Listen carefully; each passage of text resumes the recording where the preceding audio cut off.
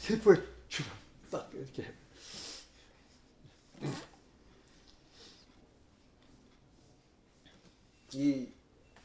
저도 이렇게 요 계산을 따라가 보긴 했는데 10과 10의 14승 대비가 나오니까 계산상 그렇게 나오니까 확 좀 느낌이 있지. 예, 좀 새로워지더라고요. 그럼 이게 진화론 암만 얘기해봤자 그거 납득이 안 된다고. 왜냐하면 벌써 확률적으로 이게 우리가 그 확률만 가지고 벌써 더 생각해도 우리 아무리 둔하지만 확률적으로 그렇게 그 놀라운 것이 어떻게 진화 몇 번 것이다고 되느냐 이렇게 돼버리거든. 그렇죠, 예, 예. 그러니까 이런 그 아주 구체적인 이걸 갖다가 거기서 자체 총괄적 국수지수라는 개념을 진화론자들이 제일 핵심 개념을 빼먹고 있다고. 그러고서는 암만 진화 해봤자, 그리고 뭐 화석에 증거가 있다고 해봤자 납득이 잘 안 되지.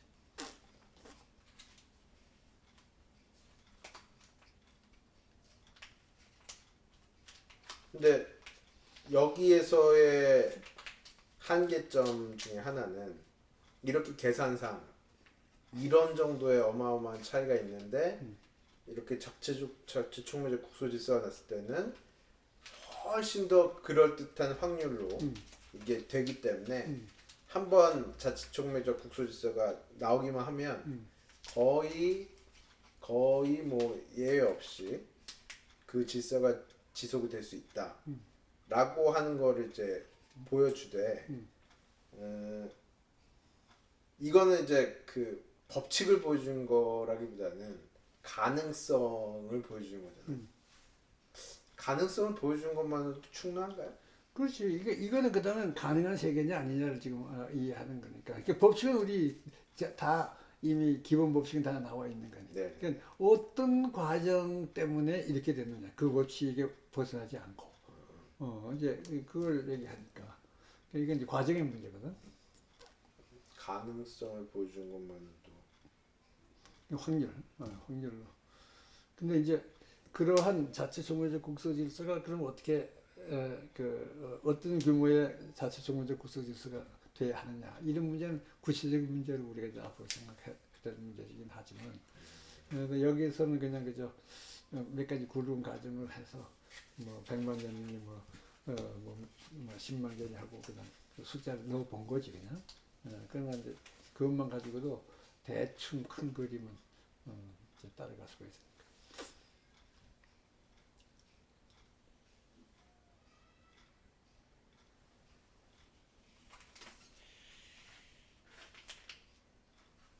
그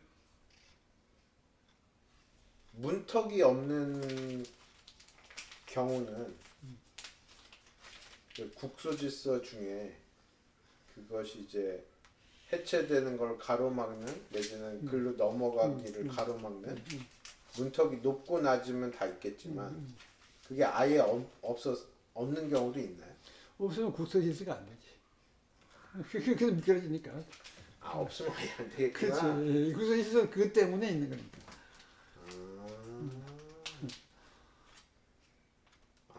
그럼 국소질서는 다 예외 없이 그런 것들이 그렇지. 있고 그 문턱이 강하면 강할수록 형성되기도 어렵고 흩어지기도 어렵고. 이제 그러면서 그게 자체 총매적 기능을 하느냐. 이게 이제 여기서는 핵심이야. 그러니까 그런 국소 질서는 많은데 자체 총매적 기능을 해내야 되는데 그러려면 적어도 아까 내가 본 그 RNA 모형에 해당하는 거지만 그런 어떤 배열을 가진 것이 최소한 돼야 한다. 뭐 그건 꼭 그래야 된다는 증명은 아니지만 개연성. 그러니까 그렇게 되면 될 수가 있다. 그렇게 안 되고 또 다른 어떤 자체 총매적 국소 질서가 되느냐. 그거는 있을 수는 있겠는데 근데 그때 하나의 그 가능한 모형을 제시하는 게 중요하다. 물 좀 더 드릴까요? 됐어.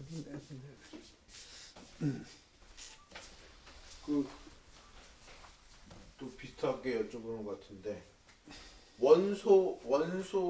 원소는 국소질서라고 할 수 있나요? 원자. 네. 그러니까 가령 이제 그뭐 철까지는 그게 더 안정된 상태지만 그 뒤로는 불안정 상태잖아요. 그렇지. 근데 그래서 그것도 그 불안정한 국소질서지. 그러니까 그 원자 수준에서도 국소질서를 그렇지. 얘기를 하시죠. 맞아. 그러면 이제 지금 실험실에서 인위적으로 만들었다가 뭐 10의 마이너스 몇 초 유지했다 흩어졌다 이런 것들은 그 문턱이 거의 없다시피 하다고 하시는 건가요? 그렇지. 그 우라늄 같은 경우는 굉장히 큰 원자지만 그 문턱이 높아서 비교적 안정되게. 그렇지. 그 자연계에 안 나타나고 만든 거는 문턱이 워낙 낮기 때문에 만들어졌어도 금방 없어졌기 때문에 이게 지구상에 쌓이지 않은 거니까. 그럼 촉매를 통해서 문턱을 낮출 수는 있을 때 인위적으로 문턱을 높이는 건 불가능한가요? 그건 뭐 원리적으로 불가능한 건 아니지. 그러니까 우리가 차단시키는 거가 다 그거거든. 그러니까 우리가 뭘 갖다 막는 것도 다 그거라고요? 그렇지. 그럼 저는 문턱 높이기를 하고 있는. 그렇지. 그럼 그 실내 온도하고 바깥 온도 문턱 높이 주는 거니까. 그렇네.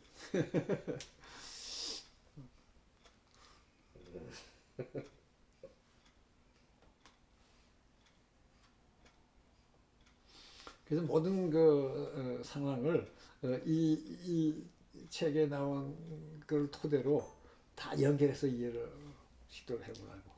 그러면은 그리고 평소에 우리가 못 봤던 그림들이 이제 그려지는 거지, 세계가.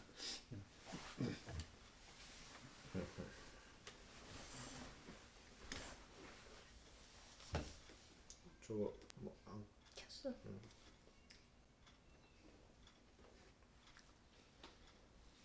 그럼 이제 그 5시면 이거 어떻게 되나? 그래도 한 대까지 해봐라. 오늘 뭐 밤늦게 가면 되는 거니까. 8점까지 해야 되는데. 근데 2차 질서라는 얘기를 그다음에 해야 되는 거야.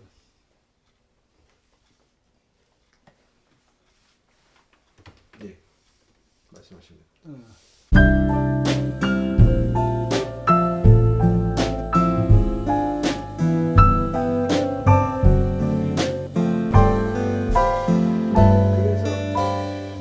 지금 진행형 복합질서라는 말을 내가 썼어요. 그리고 이제 그것을 갖다 2차 질서라고 얘기를 했는데 이게 뭐냐면 지금까지 나온 그 자주촉매적 국수 질서들은 아무리 올라가 봤자 그 질서 한계가 뻔하다고. 그러니까 우리 예를 들어서 화성의 그 구조가 희한하게 돼 있다 그래도 뭐 그냥 그저 그 변수라는 것이 그렇게 크질 않아. 비슷비슷한 것들이 이제 있게 되는데 이 자체촉매적 국소 질서가 진행이 돼서 엄청난 긴 기간 동안 누적이 되면 전혀 상상할 수도 없는 새로운 그 질서 체계가 생기는데 이걸 이제 2차 질서, 그러니까 처음에 자체 촉매적 국소 질서가 아닌 걸로 해서 생길 수 있는 가능한 모든 걸 1차 질서라고 하면 이건 그보다 한 차원 높은 2차 질서라고 이제 이름을 붙이는데 그것은 진행형 복합 질서다 이렇게 지금 얘기를 해요. 근데 그게 무슨 뜻이냐 하면 여기서는 반드시 필요한 게 있어. 바탕 질서라는 것이 있어야 돼요. 그러니까 이것을 만들어주는 기본 물질적인 원소, 그 다음에 거기에 공급해주는 자유에너지. 이 둘이 필수적으로 있어야 이게 되는 거예요. 그리고 자체 촉매적 국소 질서가 있어야 되고 이 둘이 결합이 돼야 되는데 근데 요것은 처음 이것이 시작할 때에 오메가1이라고 하는 바탕 질서 속에서 출발을 했다.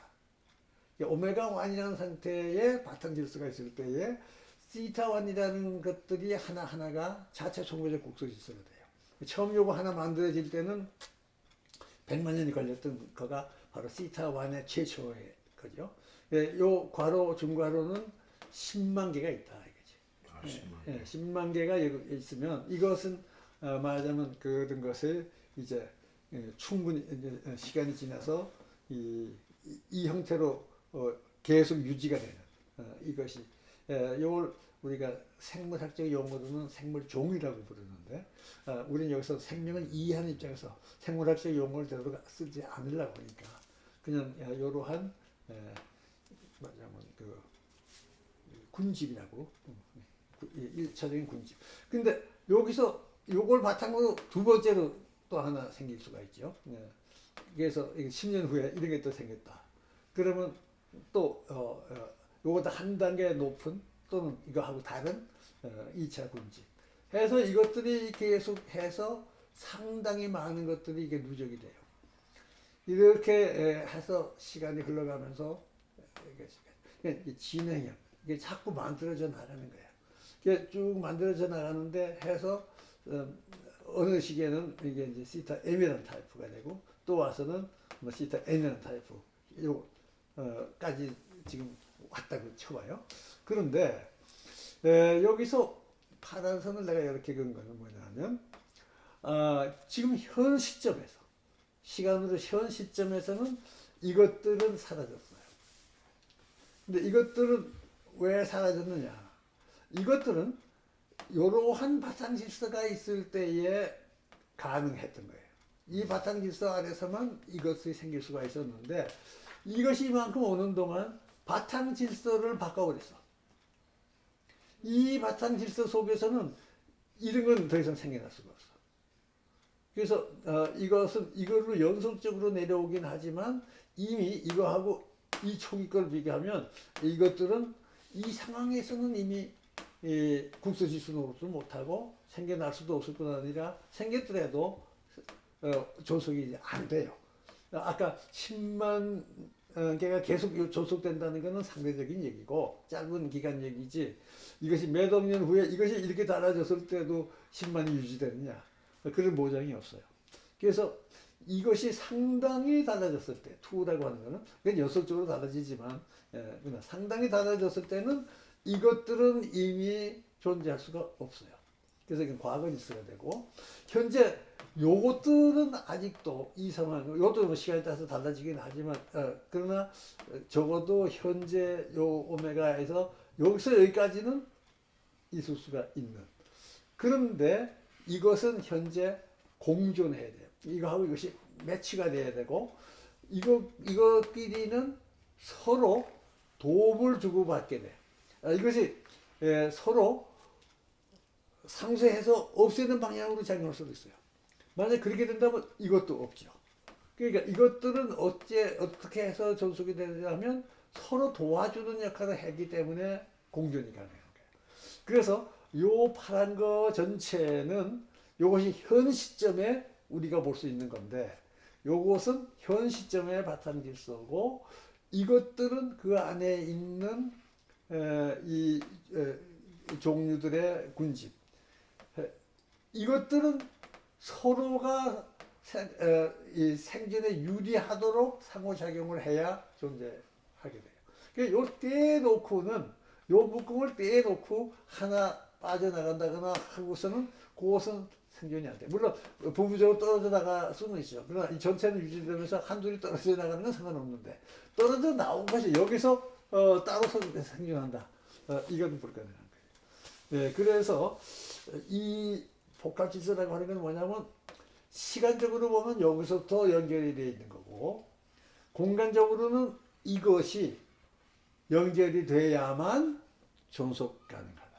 그렇지 않고 따로따로는 이 자체 촉매적 역할도 못하고 자체 촉매적 역할이라고 하는 것은 이미 있는 프로세스 안에 자기가 들어가는 거지 혼자 허무해서 자기가 그걸 하는 게 아니거든요.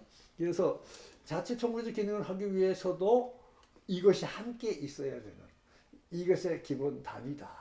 이런 것이 현재 존속할 수 있는 2차 질서. 우리 지구상에서 존속할 수 있는 또 실제로 존속하는 2차 질서인데 이것의 실체가 뭐냐? 이걸 뭐라고 부르느냐? 하고 이제 문제가 발생해요. 예, 근데 그 다음에 조금 더 요거에 그 말하자면 이 복합성을 다시 한번 또 강조하는 자유 에너지를 받아야 되는데 각각의 자치청구제 국서 질서가 스스로 다 태양에서부터 직접 자유에너지를 받느냐? 그건 너무 어려워서 또 할 필요가 없어서 안 하죠. 예를 들어서 우리 사람도 하나의 자치청구제 국서 질서인데 굉장히 수준 높은. 근데 우리가 햇빛에 나가서 혓바닥 내밀고 있으면은 자유에너지가 공급이 되느냐? 안 되거든. 그러니까 우리는 어떻게 돼야 되느냐? 이 녹색 식물이라고 하는 또는 뭐 녹색 플랭크톤 바다속 또는 땅 위에 이 광합성을 할 수 있는 종류의 것들이 상당히 많이 있어서 이것들이 일차적인 자유에너지를 이것이 차감하는 게 아니고 이미 가져온 자유에너지 양보다가 더 느릴 수는 없지만 이 종류를 이렇게 그 높은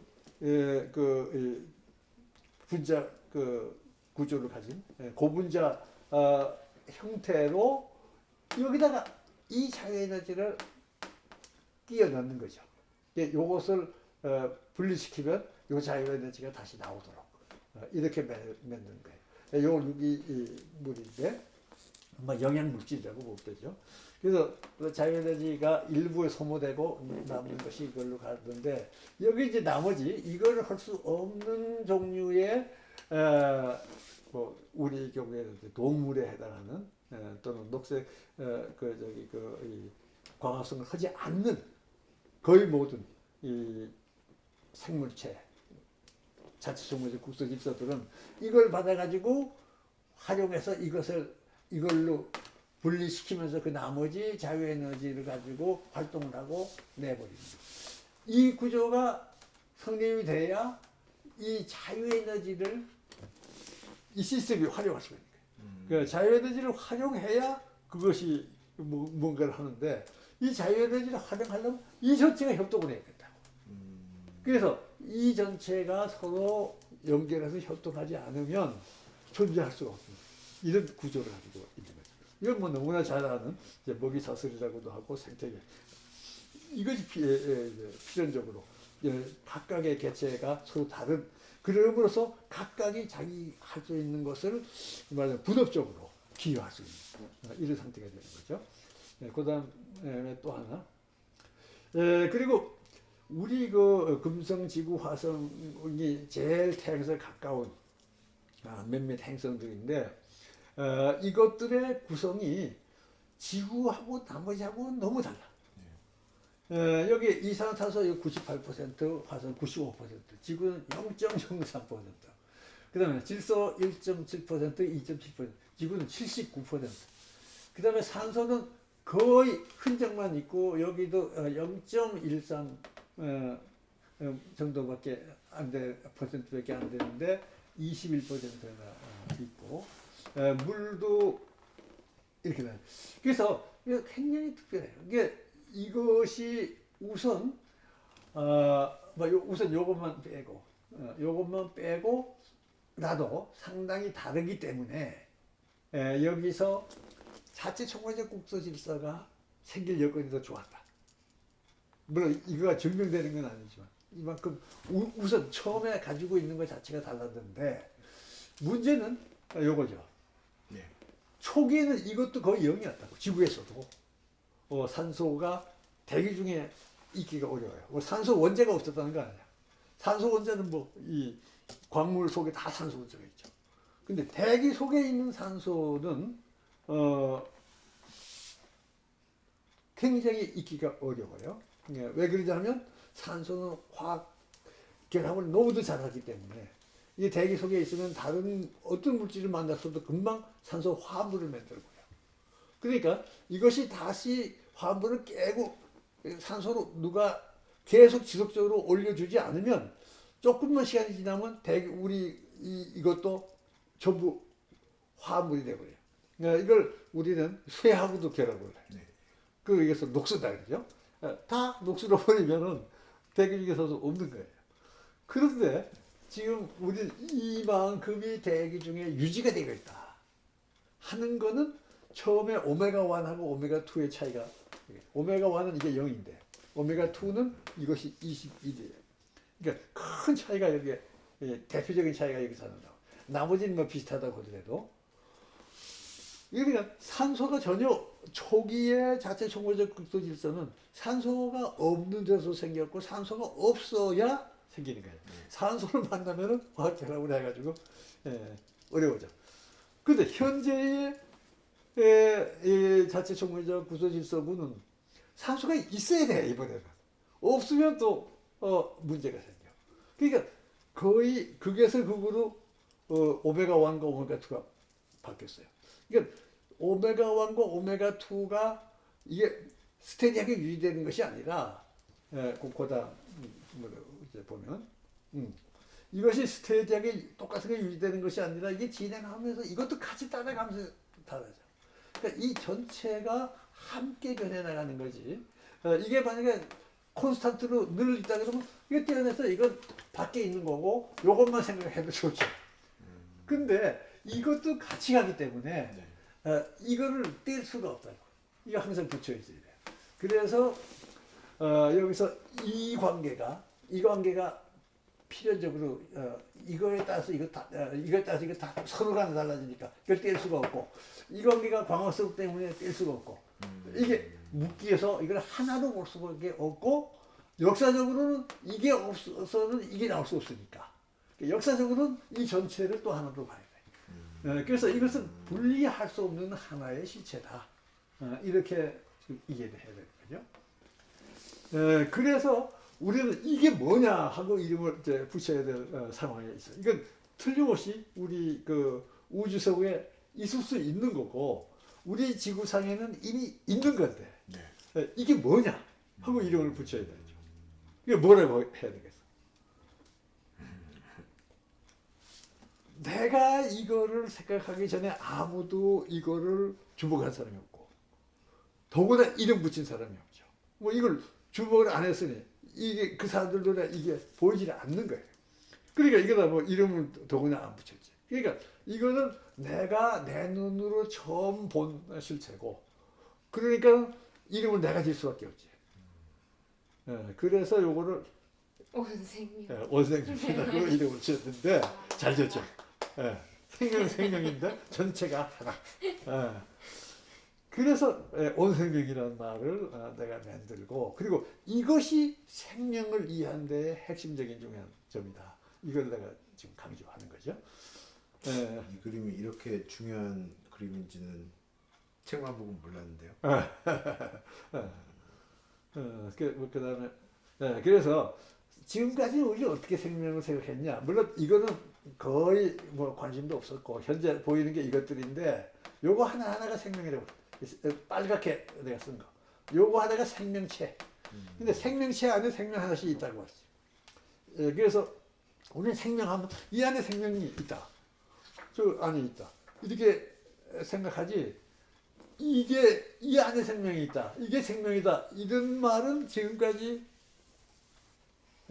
한 예를 거의 본 적이 없죠. 근데 지금 보니까 이것이 실제로 존재하는 기본 존재론적인 실체지. 요거 하나하나는 그거 안에 이것이 있다는 전제 안에 있을 수 있는 하나의 부분적인 것밖에 안 된다. 그러나 우리 이것이 중요한 우리한테는 중요한 의미를 가지고 있는 존재. 우리 말하자면 아무리 온생명이 중요하지만 개인 한 사람 너는 온생명을 아니니까 무시해도 돼. 할 수가 없죠. 그만큼 우리는 각자가 중요합니다. 그래서 이런 중요성이 그대로 있고 생명의 중요한 성격을 이것이 대변하고 있지만 이거 혼자 생명은 안 되는. 그래서 이것을 나생명이라고 또 이름을 붙이는 것이 적합하다. 그러니까 근데 지금까지는 나생명이 생명이다 하고 생각하는 것이 지금까지의 생명관념의 주류를 이루고 있는 건데 이제는 나생명만으로 생명이라고 규정할 수 없다. 심지어 나생명을 생명이라고 말하게 되면 생명을 정의할 수도 없다 하는 것이 잘 알려져 있어요. 그 다음부터 보면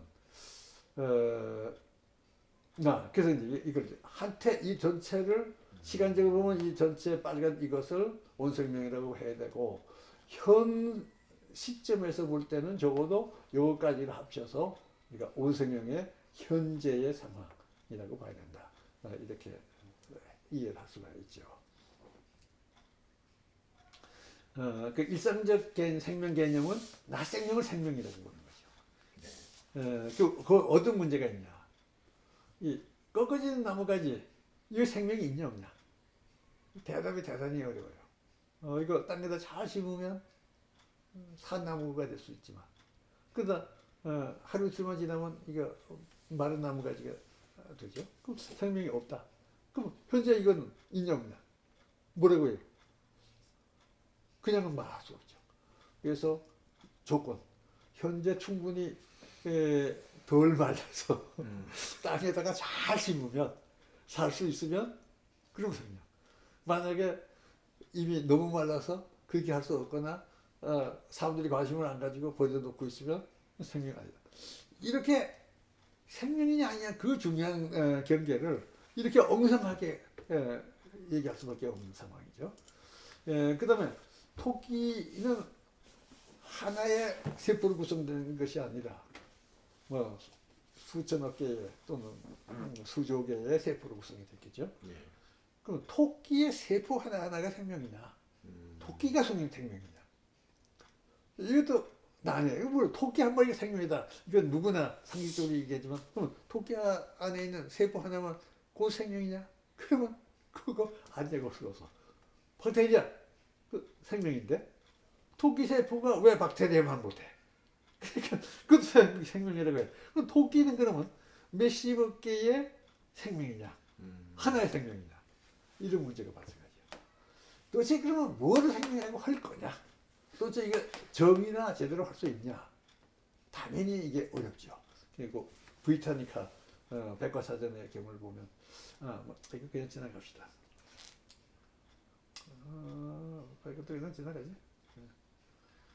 여기 생명이란 무엇인가 아까 이 사람 최근에 나온 이 책에서는 이 슈레딩가 이 책을 상당히 공격했던 책이에요.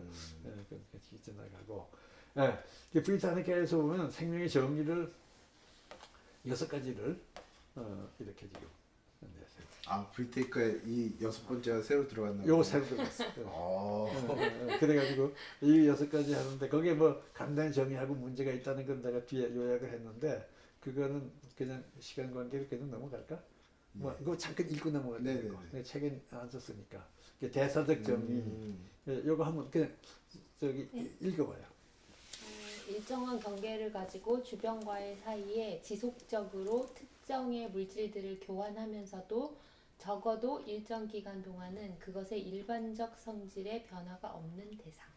이렇게 정의하고 문제점이 있죠. 종자나 포자는 저온에서 수백 수천 년간 대사작용을 멈추고 보존된다. 촛불은 일정한 경계를 가지고 대사와 흡사한 작용을 한다. 촛불은 생명이 많아. 그러니까 이게 당장 문제. 요것들은 다 브리타니카에 나온 말씀이에요. 그다음 다음 번 생리적 정의. 이것도 또 있어요. 먹고 신진대사를 하고 배설하고 숨쉬고 움직이고 자라고 생식하고 자극에 대해 반응하는 것 등의 기능을 할 수 있는 체계. 이게 가장 대중적인 정의. 누구나 그저 이렇게 하는데 이건 문제점입니다. 이러한 기능들 가운데 일부는 자동차에도 있고 누구나 살아있다고 인정하는 유기체들 가운데 이들의 일부를 결여한 것들도 많다. 그러니까 정의로서는 적합하지 않죠. 세 번째 생화학적 정의. 분자생물학적 정의라고도 한다. 핵산 분자 안에 각인된 복제 가능 유전 정보를 품고 있으면서 효소라 알려진 단백질 촉매를 통해 화학 반응 속도를 조정하여 대사작용을 하는 체계. 분자생물학을 이해한 사람들은 이제 이걸 중심으로 봐서 정의까지도 하려고 했지만 문제는 바이러스 같은 병원체인 프리온은 핵산을 포함하지 않았지만 숙주인 동물세포 안에서 증식할 수 있다. RNA 분자들은 시험관 안에서 복제도 하고 변이도 일으킨다. 인간에 의해 생명과 유사한 체계가 만들어질 경우 이것이 이러한 화학적 구성을 가지지 않았다면 생명이 아닌가. 이런 문제가 있죠. 예, 그다음 유전자 정의. 복제 가능성에 가장 큰 의의를 두는 점. 자연 선택에 의해 진화가 이루어지는 체계.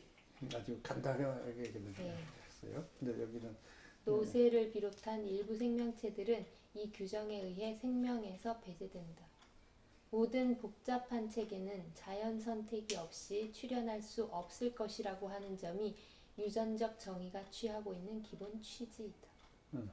그래서 이런 것이 있고 그 다음에 또 다음 거 연력학적 정의. 조직의 형성과 유지라는 관점에서 조직의 지속적 유지와 증진이 가능한 국소 영역. 이것이 연력학 제2법칙에 위배되지 않기 위해서는 열린 계를 이루어야 하나 열린 계의 연력학적 과정이 복제라는 것 없이 어떻게 생물체계와 같은 복잡성에 도달할 수 있는가. 이런 문제 있고. 선생님 저거는 국소 질서 같은데. 선생님 연력학적 그냥 국소 영역이라고 하면. 네. 약간 그다음 자체 생성성이란 개념의 바탕을 둔 점. 생리적 정의와 흡사하나 자신을 유지한다는 점을 강조한다. 정보적 내부 결속, 자동 제어적 자체 연결성, 자신을 더 늘려나가는 능력 등. 자체 생성성이란 자체 생산, 자체 유지, 자체 수선 등 체계의 자체 관련 측면을 말한다. 지속적인 화학 성분들의 흐름과 교환을 통해 자기 형태를 보존하는 세포 단위인가요, 선생님? 아니 요 과로만 했고 그다음 네. 세포 단위의 자체 생성적 체계는 자신에 의해 만들어진 동적 물질에 의해 구획된다. 이것 자체 생성성이라고 하는데 여기는 네. 이를 가능케 하는 주변 여건을 등한시하고 있다. 이렇죠. 그래서 여러 가지 정의가 있는데 심지어 그 브리타니카의 저자들 편집자들조차도 이 하나를 자신 있게 지금 내세우지 못하고 있어요. 그 다음 그림 볼까요? 뭐 그냥 지나갑시다. 이거 나중에 시간이 있으면 다시 보고 우선. 그래서 여기 지금 하나, 둘, 셋, 넷, 다섯, 여섯 사람이 있죠. 네. 생명에 대한 6가지 다른 예. 지금 정의가 딱 있는 6사람. 뭐 우연이지만. 그럼요. 이렇게 지금 보고 있는데 전부 자기 보이는 걸 지금 잡히는 거를 얘기를 했어요. 그런데 이걸 어떻게 봐야 되느냐 이제 그 다음에 그죠? 온 생명을 보면 다 되는 거야. 온 생명의 부분을 떼놓고 이해를, 나 생명이라고 굳이 하려고 하기 때문에 오는 문제들이 그래서 이 전체 하나로 보면 그럼 생명은 온 생명, 나 생명 그 안에 구성된 중요한 부분 이렇게 하면 되는 거죠. 그래서 이런 그림으로 이 온 생명과 나 생명을 대충 얘기할 수 있지 않느냐 하는 것이 이제 내 생각이죠. 그다음에 그래서 나는 뭐가 생명이냐 하고 물을 때에 굳이 이게 생명이다. 뭐 생명의 정의를 할 수도 있어요. 그러니까 이 책에 내가 생명의 정의를 했는지는 잘 모르겠고, 적어도 내가 그 생명을 어떻게 이해할까 하는 데서는 그 앞에 나온 정의하고 맞춰서 생명의 정의를 내가 한 일이 있는데, 중요한 건 정의를 어떻게 하느냐가 중요하다기보다는 생명의 성격을 어떻게 파악하느냐. 생명은 온 생명으로서만 존재할 수 있는 건데 그 안에 우리가 중시하고 있는 우리 하나하나의 개체들 로 구분이 가능한 존재가 존재한다. 그걸 우리가 나생명이라고 하고, 이 나생명은 혼자 띄워놓고 존재할 수가 없고 함께하는 보생명, 다시 말하면 온생명의 나머지 부분이 같이 할 때만 생명이 된다. 이러한 구조를 이해하는 것이 중요하다는 거죠. 그러니까 내가 이해하는 생명의 성격을 이해하기 위해서 이 온생명 개념, 온생명이 생명이 아니냐 하는 것 자체는 그냥 정의의 문제이기 때문에, 그러나 온생명으로 표시되는 이런 그 어떤 현상, 이것을 이해하고 파악하고 생명은 그것에 관계가 되는데 우리는 그 중에 각각의 부분, 나생명을 그냥 보통은 생명이라고 부르지만 그 나생명만 가지고 생명을 정의할 수도 없고 더구나 이해할 수도 없고 그렇다는 얘기. 이제 그 얘기를 지금 하고 있는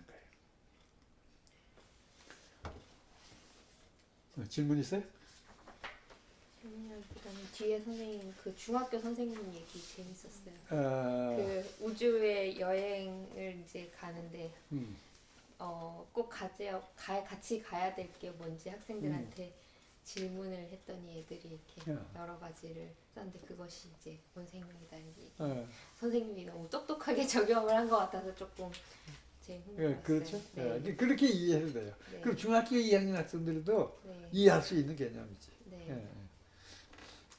굉장히 잘 선생님이 굉장히 잘 이해하고 적용을 한 것 같다는 생각을 했어요.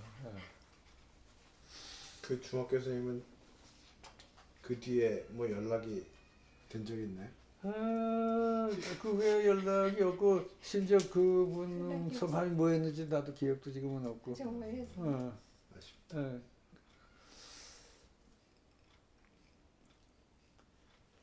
여기서 이제 우리 한 가지 이런 거를 볼 수가 있어요. 뭐냐면 그럼 왜 우리 눈에는 낯생명을 보이는데 온생명은 안 보이냐? 그게 중요한 건데 우리는 온생명은 왜 지금까지 온생명을 우리 생각을 못했느냐 하면 눈에 안 보이는 거예요. 사람 눈에. 낯생명은 이게 다 구분해서 보이잖아요. 그러면은 어떻게 그 중요한 게 안 보이느냐? 그런 생각을 우리가 한번 해볼 필요가 있죠.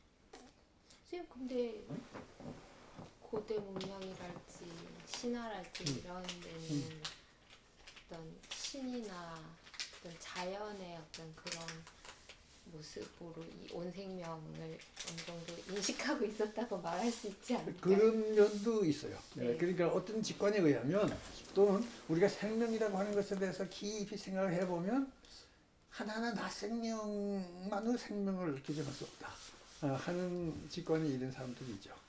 근데 이제 그 사람들은 이제 사실 비교적 소수고 실제 일상생활 속에서 우리가 생명이 뭐냐? 생명이라는 말을 언제부터 이해했어요? 기억이 없지? 몇 살 때부터 생명이란 말을 혹시 생명이란 말을 처음 언제 들었다? 또는 언제부터 생명이란 말을 나는 개인적으로는 전혀 기억이 안 할 수가 없고요.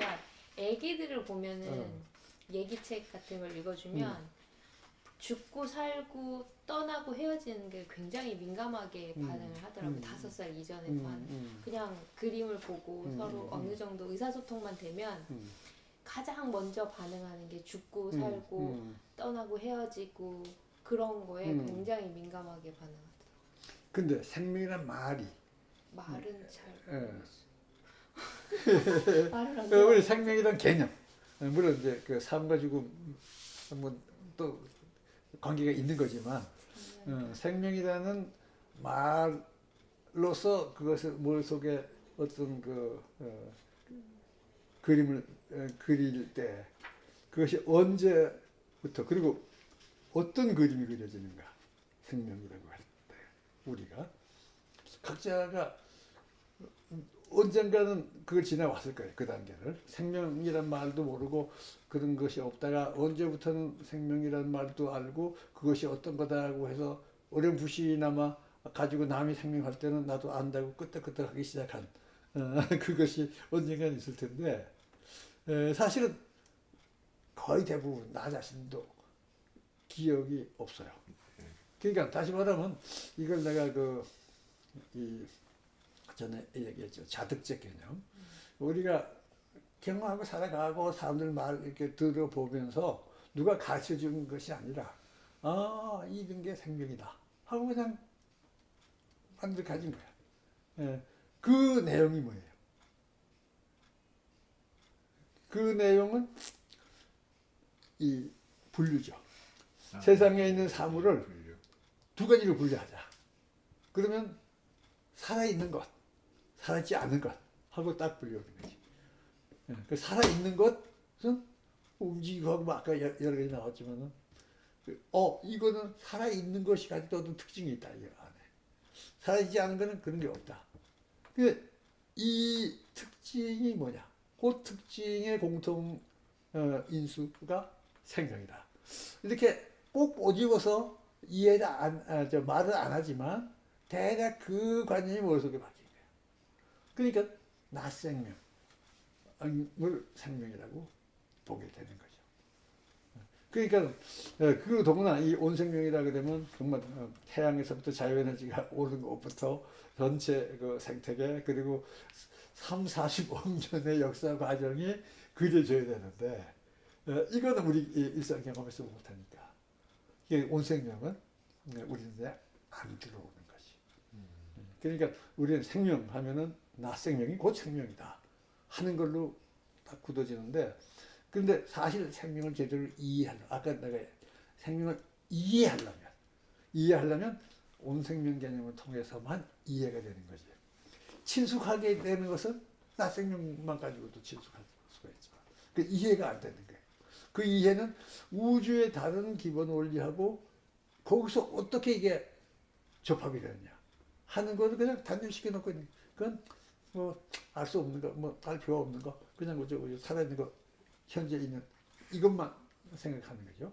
그 생명을 그것도 안다고 할 수 있지만 그건 이해의 단계까지 가기 이전의 암이라고 이제 볼 수가 있어요. 그렇더라도 우리 눈에 보이면 훨씬 어떤 바운다리가 눈에 보였다. 온생명의 바운다리를 눈으로 본다. 그러면 얘기가 달라질 거지. 근데 우리는 그런 눈을 못 가지고 있거든요.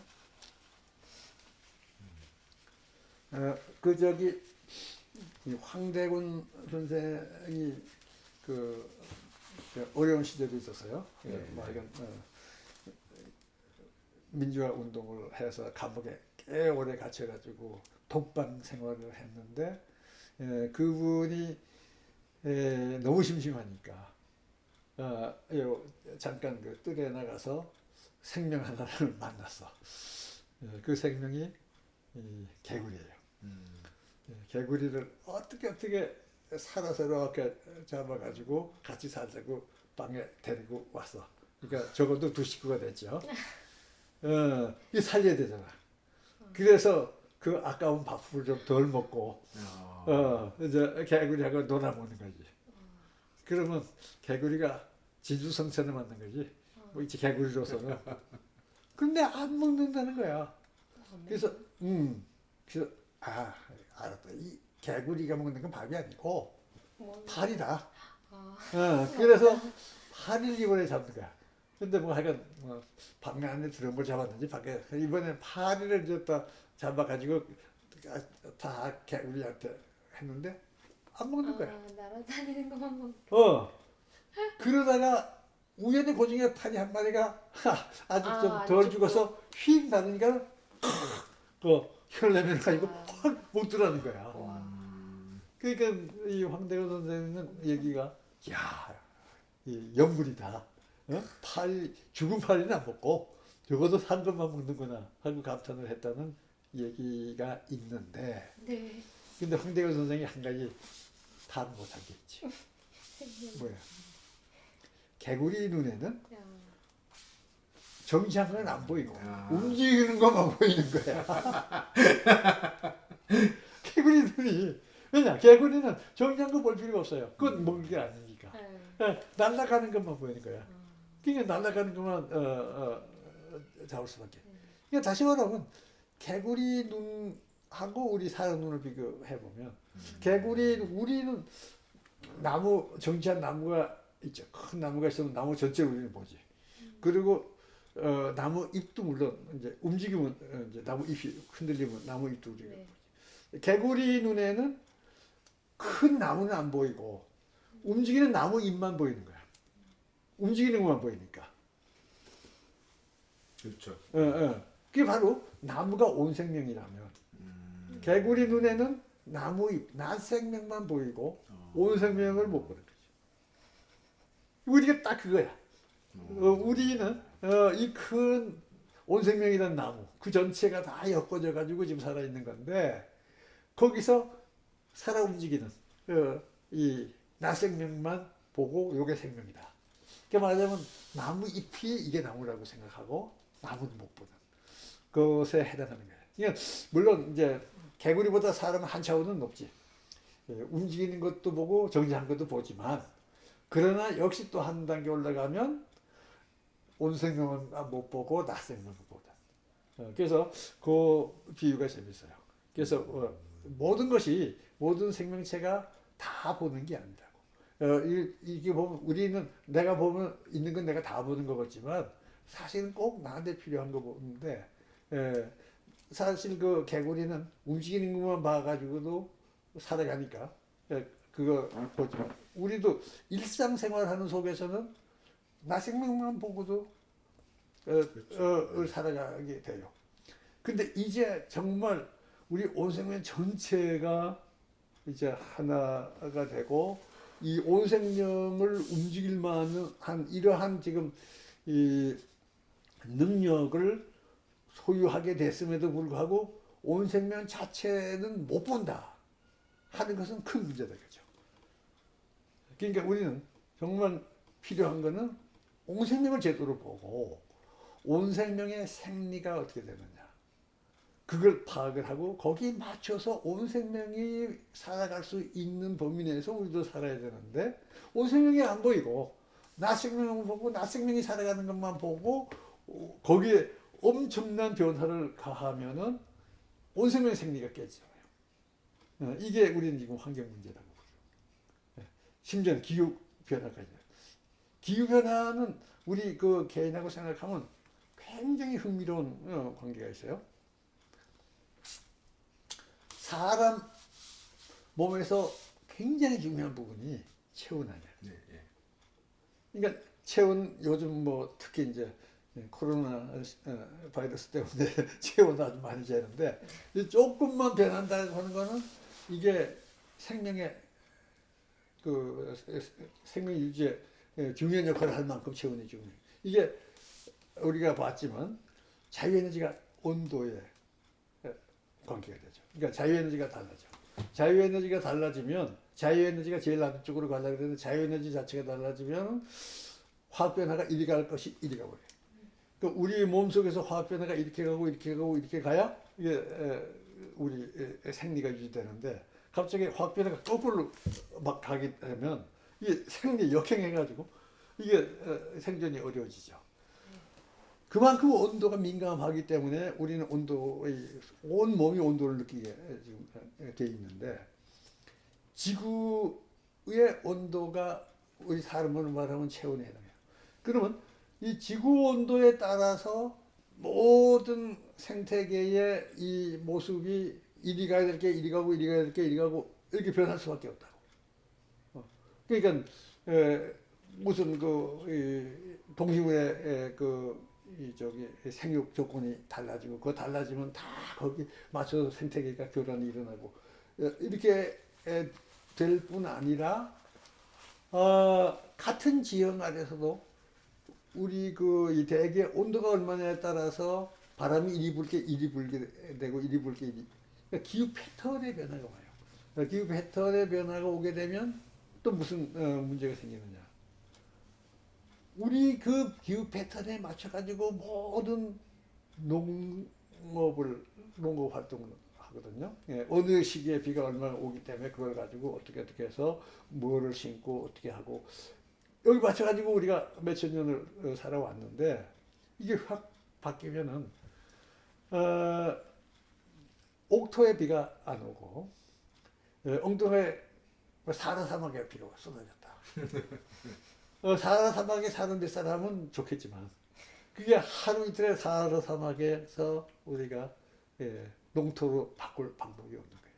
그러면은 지금 100이라고 하는 우리가 식량이 필요한데 한 50 정도가 없어지면 나머지 50이라는 식량 가지고 우리가 어떻게 살아요? 이런 문제가 생겨요. 그러니까 온 생명을 우리가 보지 못했기 때문에 오는 문제죠. 우리가 온 생명의 생리를 미리 알았으면은 우리가 기후 변화, 이렇게 되면 이게 기후 변화가 오고 이렇게 되면 온 생명의 생리가 이렇게 깨지고 그러니까 안 된다 하고 다 했을 텐데 우리는 그걸 잘 몰랐지. 몰랐기 때문에 지금까지 온 거예요. 그래서 너무 늦지 않았느냐 하는 걱정도 들지만 어쨌든 늦었든 안 늦었든 간에 지금이라도 빨리 그 관심을 가지고 우리한테 가장 중요한 의사는 온생명 의사다. 이렇게 보고 있어요. 우리는 지금까지 사람 한 사람 살리는 의사는 참 많지만 온생명을 살리는 의사를 우리 배척하는 일도 없고 물론 지금 명칭이 달라 그렇지 그쪽에 학자들도 들어있지만 아직은 정말 그 우리 사람 몸을 이 보살피는 정도로 진지한 전문적인 지식을 가진 온생명 의사는 없거든. 이게 지금 현재 우리가 당면한 문제다. 생명을 제대로 이해하는 것이 왜 중요하냐 하는 것에 대한 그 하나의 답이 될 수가 있겠죠. 그래서 우리가 생명을 제대로 알자. 제대로 알려면 온 생명 구조를 통해서 이해를 하자. 그게 내가 여기서 얘기하고 싶은 중요한 줄거리다. 이렇게 말할 수가 있어요.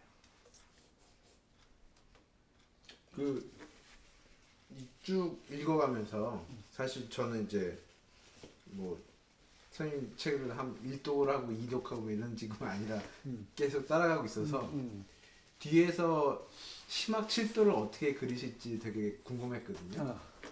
이렇게 했는데 그럼 심학 7도는 어떻게 되는 거지? 그런데 딱 보니까 이제 이렇게 하시더라고요. 여전히 처음 상태, 나중 상태, 변화의 원리 틀 안에서 2차 질서 생성을 하죠. 이거 2차 질서인데 이거 초기 2차 질서가 이제 현재의 2차 질서.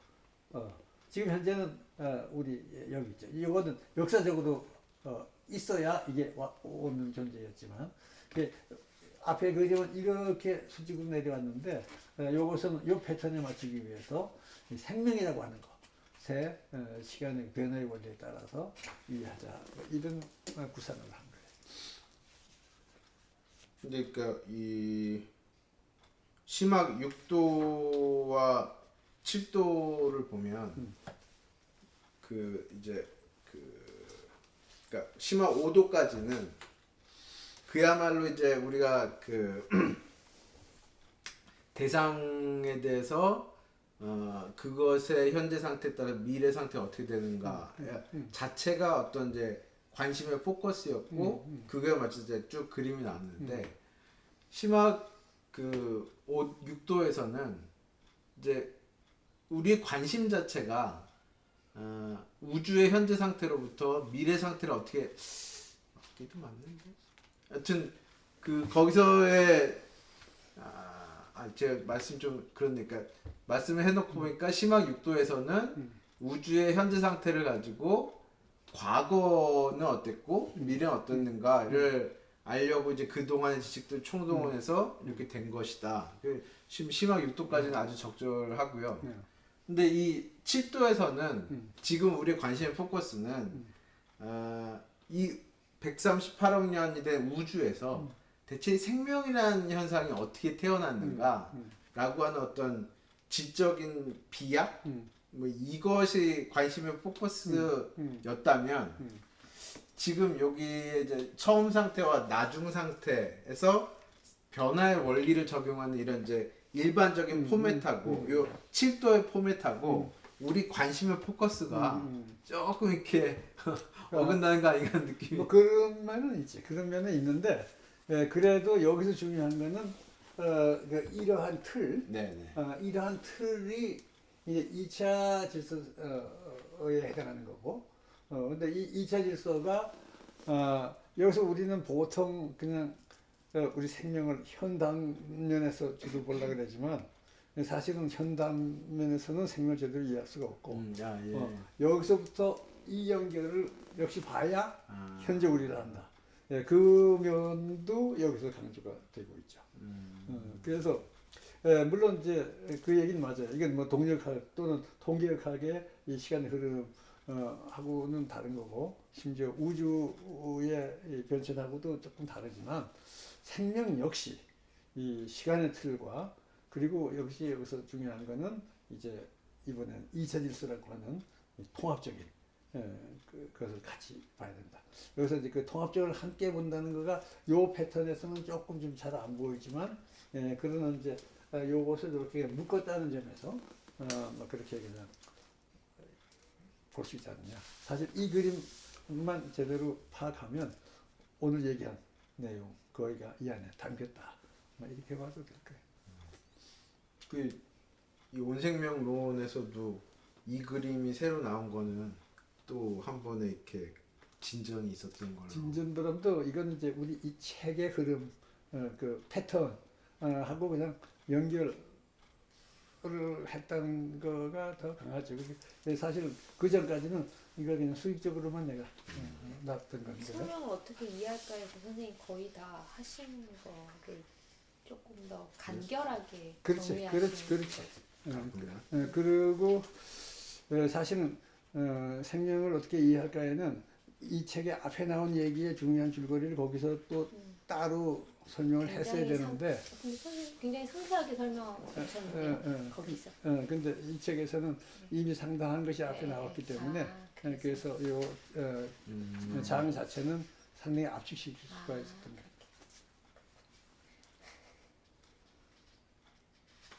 거예요. 77년에 이런 그 어렴풋한 느낌을 받으셨을 때 굉장히 기쁘셨어요? 지금 내 기억에는 사실 생명을 이렇게 낮생명 중심으로 되도록이면 제일 작은 낮생명을 미니멈으로 그리자. 그래서 생명이 되는 아주 기본 조건이지만 가장 간단한 것만 찾자 하고 그냥 상당히 모형도 그려보고 여러 가지를 했지. 그러다가 어느 날 저녁인 것 같은데 가만히 탁 눈을 감고 보니까는 지구 전체가 있고 저기 햇빛이 쫙 비치는데 그걸 햇빛을 받고 뭔가가 이렇게 왜 솟아오르는 거 있지. 그죠? 아주 그 초목이 솟아오르는데 그걸 왜 그저 이 빠른 속도로 필름 돌리면 막 이게 올라오는 게 보이잖아. 그런 뭐가 그냥 지구 전체에서 확 하고 이게 솟아오르더라고. 이거구나. 생명은 이 안에 있는 거지. 어떻게 나 생명 속에 있냐. 그런 이제 그 그림이 머릿속에 그려지면서 이건 근본적으로 달리 봐야 된다.